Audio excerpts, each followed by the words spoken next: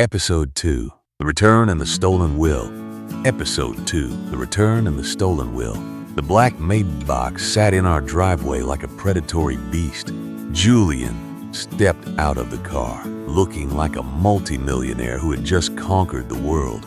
My mother gasped, dropping the kitchen towel she was holding. She ran out of the front door, screaming his name with tears streaming down her face. "Julian, my baby, you're alive," she cried, throwing her arms around him. Julian hugged her back, but his eyes were fixed on me, standing on the porch. There was no warmth in his eyes, only a cold, mocking arrogance. He gently pushed my mother back and looked at her with a face full of fake sorrow. "I'm so sorry, Mom. I had to disappear to protect you and Dad," Julian said, his voice trembling with practiced emotion. "The people I was doing business with, they turned out to be dangerous loan sharks. They took everything from me and threatened to come after you if I didn't hide. I worked day and night in secrecy to pay them off, and now I am finally free." My mother believed every single word, nodding hysterically. I stood there, clutching the secret bank statements in my pocket, feeling a wave of disgust. I knew the truth now. He hadn't been running from loan sharks. He had been laundering millions. Julian walked past me into the house without saying a word to me. He went straight to my father's bedroom. My father was sitting up in bed, looking frail and confused. When he saw Julian, his eyes widened and a tear rolled down his cheek. Julian immediately fell to his knees by the bedside, grabbing my father's hand. "Dad, please forgive me," Julian sobbed, even squeezing out real tears. "I failed you when you needed me most, but I am back now, and I will take care of everything." It was a masterclass in manipulation. Within just 48 hours, Julian completely reestablished his position as the golden child. My 6 months of blood, sweat, tears, and crushing debt were completely forgotten. My mother began treating me like an outsider again, while Julian was treated like a returning king. A few weeks later, my father's health seemed to improve slightly, and he asked for a family meeting. He called his longtime family lawyer, Mr. Harrison, to the house. My father looked at me with deep gratitude in his tired eyes. "Elias," my father said, his voice weak but clear, "you saved my life. You sacrificed everything for me while I was dying. I want to make things right, Mr. Harrison has prepared the paperwork to transfer ownership of this house to you." Julian, who was sitting across the room, froze. His jaw tightened, and I saw a flash of pure hatred in his eyes. But before Julian could speak, my mother interrupted. "Arthur, no, you can't do that," she protested. "What about Julian? He is your eldest son. He just went through a terrible tragedy." My father shook his head firmly. "Julian abandoned us when I was on my deathbed. Martha, Elias is the one who took care of us. The house goes to Elias." Mr. Harrison placed the deed on the table and handed my father a pen. My father signed his name, and Mr. Harrison notarized the document. The house was officially mine. Julian didn't throw a tantrum. Instead, he smiled a strange, twisted smile and said, "If that is what Dad wants, I respect it." That very night, an eerie silence fell over the house. I went to bed early, exhausted from my usual extra night shifts. At around 2 o'clock in the morning, I woke up to a sudden, piercing scream from my mother's room. I rushed down the hallway and burst into my parents' bedroom. My mother was kneeling by the bed, shaking my father's cold, lifeless body.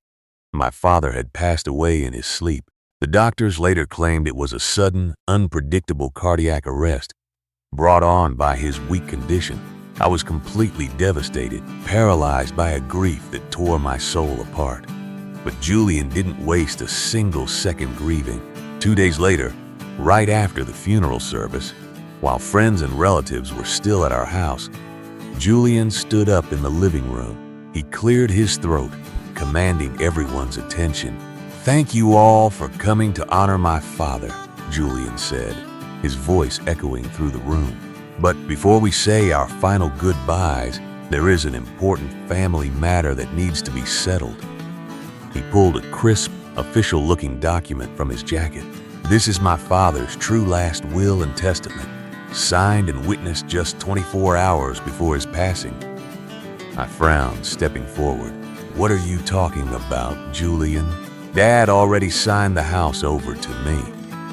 Julian looked at me with a smirk that chilled me to the bone. Actually, Elias, Dad realized he made a massive mistake under your financial pressure. In this new will, he revokes all previous transfers. He leaves 100% of his estate, including this house and all bank accounts, to me. The room fell completely silent. Julian turned the document around for everyone to see. There, at the bottom, was my father's signature. It looked shaky, but it was undeniably his handwriting. Furthermore, Julian continued, his voice turning cold and sharp, my father left a specific clause regarding you, Elias.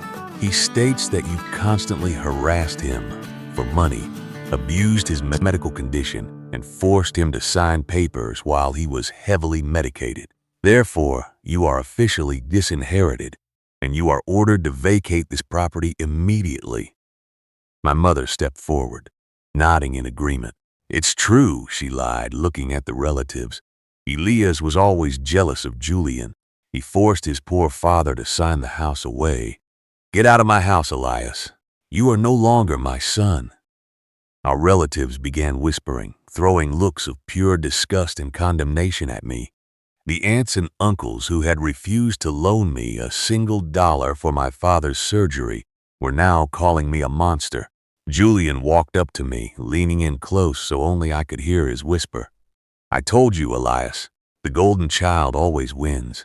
Now pack your trash and get out of my house before I call the police. I was kicked out of my own home in the pouring rain, carrying nothing but a single backpack of clothes. I drove to a cheap rundown motel on the edge of town. I sat on the edge of the stained mattress, the rain slamming against the window. My father was dead. My mother had disowned me. My family thought I was an abusive monster. But Julian had made one fatal mistake. He forgot that I was the one who managed my father's daily medical care, and he had no idea about the hidden security camera. I pulled my laptop out of my backpack and opened the encrypted cloud storage app. Months ago, before my father came home from the hospital, I had secretly installed a hidden camera disguised as a wall outlet right next to his bed. I did it because I was terrified that he might have another stroke while I was away at work, and I wanted to be able to monitor his breathing. I clicked on the video archive for the night before my father died. I fast-forwarded the footage until the clock on the screen read 1:15 a.m. The bedroom door opened on screen. A figure crept into the dark room. It was Julian. He turned on a small flashlight and walked over to my father's sleeping form. Julian aggressively shook my father awake. My father looked disoriented, his eyes heavy under the influence of his heavy nighttime sedatives. Julian pulled out a document, the fake will, and forced a pen into my father's trembling hand. My father tried to push it away, shaking his head, but Julian leaned down and whispered something threatening into his ear, grabbing his arm forcefully until my father finally scribbled his signature on the paper. But that wasn't the worst part. After Julian took the signed document, he walked over to the nightstand where my father's medication was kept.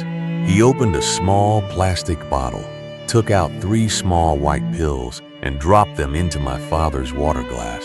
Then he forced my groggy father to drink the entire glass. I stared at the screen, my blood turning to absolute ice. Those white pills weren't my father's heart medication. They were a completely different prescription pills that, when combined with sedatives, would cause a fatal drop in blood pressure. Julian hadn't just forged a will. He had murdered our father. I closed the laptop, my hands shaking so violently I could barely breathe. The truth was far darker than I could have ever imagined. What should I do now? If I went to the local police, Julian's high-priced lawyers could easily claim the footage was tampered with or deep-faked. I needed more.